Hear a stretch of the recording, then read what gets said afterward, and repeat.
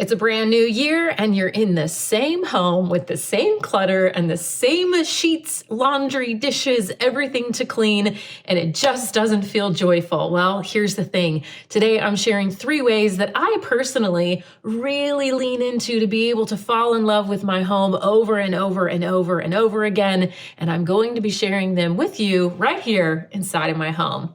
If you haven't seen me here on YouTube and you don't know me yet, my name is Chelsi Jo and I help women create systems in their home and their business so they can juggle both of them without being overwhelmed. Whether you have been completely overwhelmed or just feeling a little uninspired, you're gonna walk away today feeling rejuvenated and ready to jump back into taking care of your house and keeping up with all of the things, like an actual true passion. Studies show that our environment directly impacts not only our mood, but our productivity. And that is why I find it to be insanely crucial for us to really love the house that we're in, the environment that we create. And I know it can be really hard, especially when there's clutter everywhere. And let me tell you, I come from a long line of family that finds absolute joy and passion in things. And so I've worked over many years on learning how to downsize and truly strike joy in a few amount of things in my home. No, I'm not a minimalist expert. I do have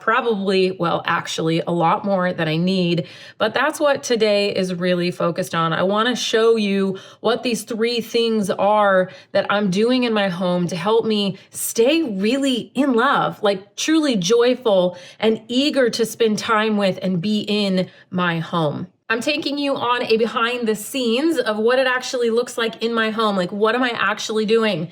This is my house. This is my living room. Let's go through it. Let's jump in. I'm going to give you some ideas and show you how I've been doing this in my home. Let's get started. The first way to fall in your love is to create spaces that recharge you. So I'm actually going to take you into 2 of my favorite spaces to recharge. I actually have a couple, and I highly recommend you creating these all over your house. We don't have a huge home, actually, never really have had a huge home, but I still have managed to carve out nooks all around the house for every person, not just for me, but today let's just focus on you. So what do you say? Let's go jump in. Okay, so we're talking about leaning into spaces where you can recharge. I'm going to think about one space in your house where you really feel drawn to. And if you don't have a place like that in your house yet, I'm going to help you recreate it. But one of these spaces for me is like literally right here on the floor next to my bed. This is what people typically would call like their prayer space or the meditation space.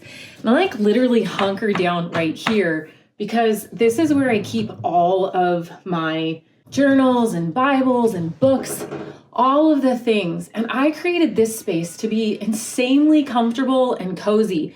So I'm going to show you a couple other spaces in my house that I've been able to do this, but it doesn't really take much. Like, I bought this blanket and it really makes me want to cozy up on my bed. We just got new sheets, which honestly, you wouldn't think that that makes like a huge impact, but it does. It draws me to this space. It makes me want to get in here.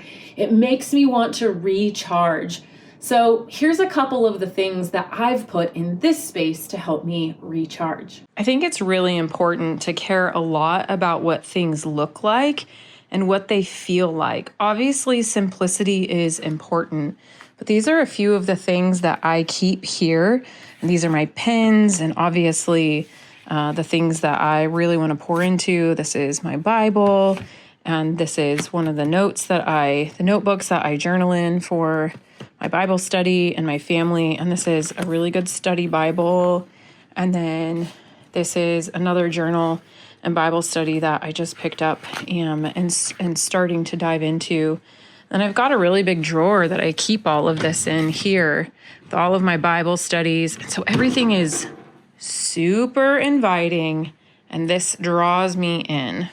I'm going to take you to another space that I've worked really hard on to be super inviting, but for the longest time, I didn't really have the luxury of having spaces. So I would just create them in my room. I would get a basket. And that's what I really hope that you take away from watching this, is that you find one little thing that you can do to make a space super inviting. Here's another space that I have strategically set things up for me to recharge. And not only for me, but my husband uses this space a lot This is our guest room / our office. If you kind of see how we've multi-purposed this space.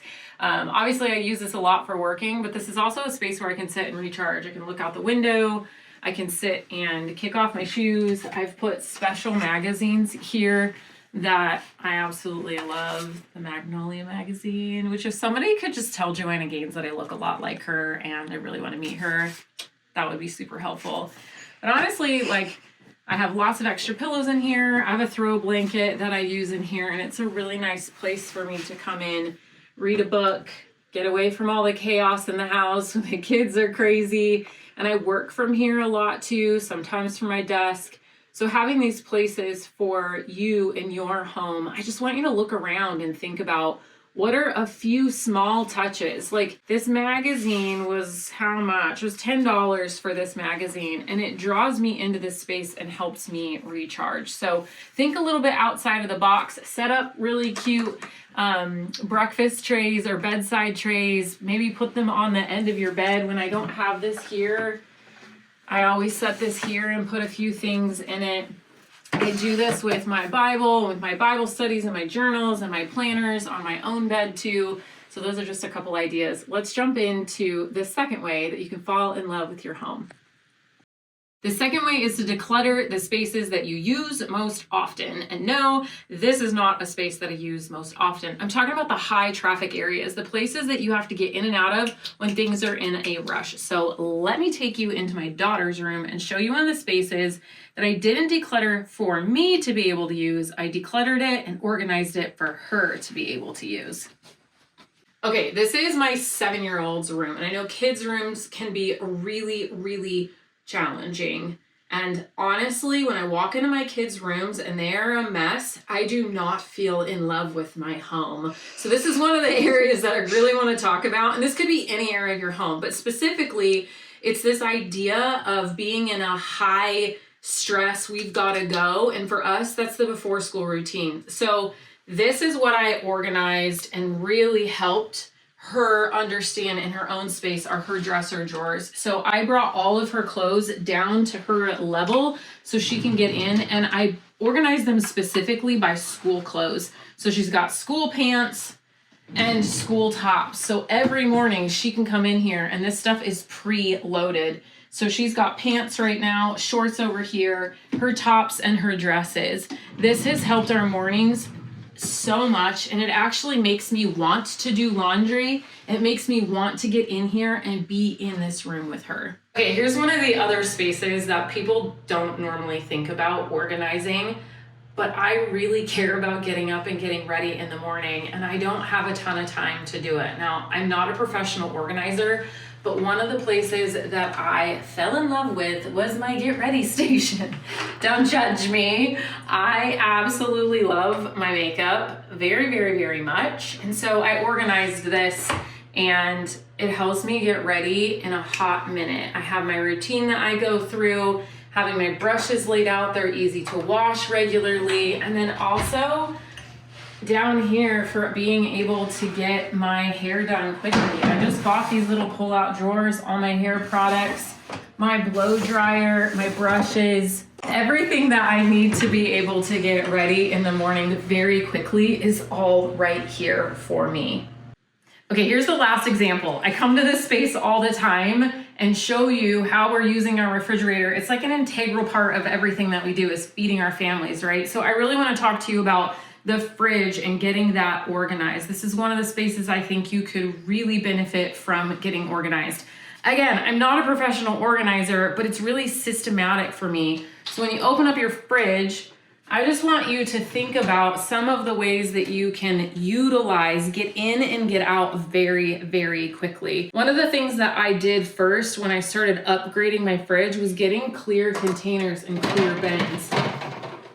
Any home store has these, like I put all my eggs in here and I replace what's in here depending on what we have in our fridge. So right now we have fruits and veggies, and I got these little bins. These are from Target. These are amazing. So we have our cheeses, our meats, and all of our breads, all of our dairies and sauces, all of our fruits and our veggies are in here. It's very easy for me to get in and out. And then everything that's pre-cooked and leftovers are up top. Grab and go snacks, our bars for the kids are down low, our drink stations all here. So this is really kind of a great starting point. If you've never organized anything ever, start with your fridge. This will make you totally fall in love with cooking again and serving your family and getting food on the table multiple times a day. All right, the third and final way that you can fall in love with your home is by removing the toxins out of it. This one is probably not what you would expect, but I do know that whenever I feel like I am nurturing my family by taking care of them and ensuring that their health is on point through little things like this, it really makes me feel like I'm pouring into my home. So I'm gonna show you a couple examples of the go-to first things that you can do to remove toxins out of your home. It's where I started many, many years ago, and I'm still doing it today. So the first thing is getting rid of the candles. Candles are one of the most toxic things, along with the plugins that you have inside of your house. Literally right now, go get them, unplug them, and put them in the trash can. They're so, so bad for our hormones, our kids' hormones, and I can't encourage you enough. So what I actually switched to were essential oils. So get yourself a diffuser, Target, Walmart. Obviously you can buy really high-end ones, but this is one of my favorites that I got at Target. And then I get all of my essential oils from Dottera. I love them so very much. I keep a little basket here with some of my favorites in it. Right now, one of the favorites that we're diffusing is On Guard. It's really great for our immune systems and cleaning the air. And then I also love Breathe, but I don't, yeah, here. And then Breathe is my second favorite. It just smells clean. It's really good for your respiratory system. I pop these in here and put these all over in my home. And I just use like the filtered water out of my kitchen and pop these in here, and they'll run for like 8 to 10 hours. A couple drops. Everybody loves them. This company that I get these oils from, Dottera, these can be used. These are really high quality. So with a little bit of practice and education, you can use these safely on your skin topically, but for just the benefits of using them for the aroma in the house, this is a really great way to start using them. So a couple drops in here, and you are good to go. Here's a couple other really quick swaps. First and foremost, your laundry detergent. One of the most toxic things in your home is the laundry detergent that you're using. This can be found at all Targets, and it is the best laundry detergent. I love it. I also love my laundry detergent that I use from doTERRA. I'm already making orders there, so I use that one often.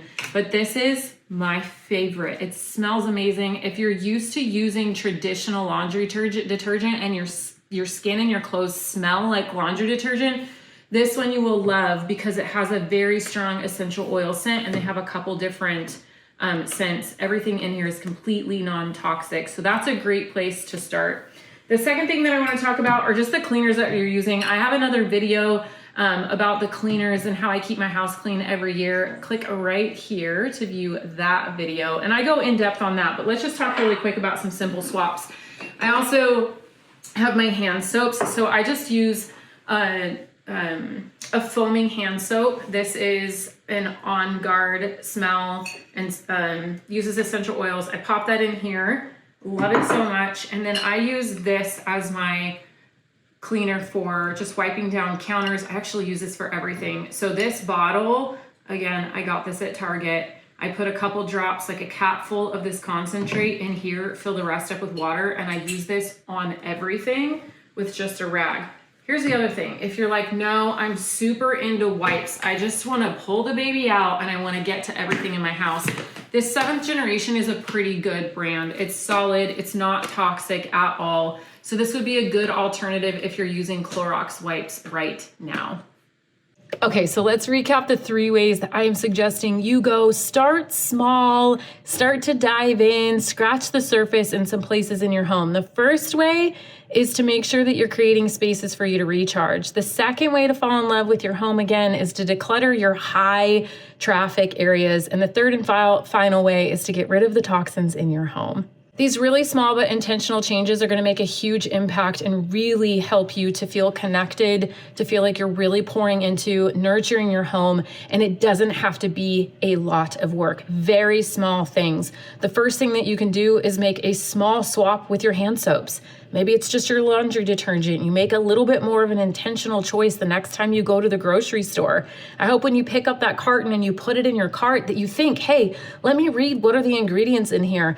Are there a few other options that I can read the back and see? Are there other cleaner options that don't have dyes, that don't have fragrances in them? These are really small things that you can do. And over time, you make big changes with really small decisions. All right, now it's your turn. Which one of these are you gonna try? Which ones have you already tried before and you know that it actually does work? Let me know down in the comments, and I hope to catch you back here for the next episode right here on the Systemize Your Life YouTube channel.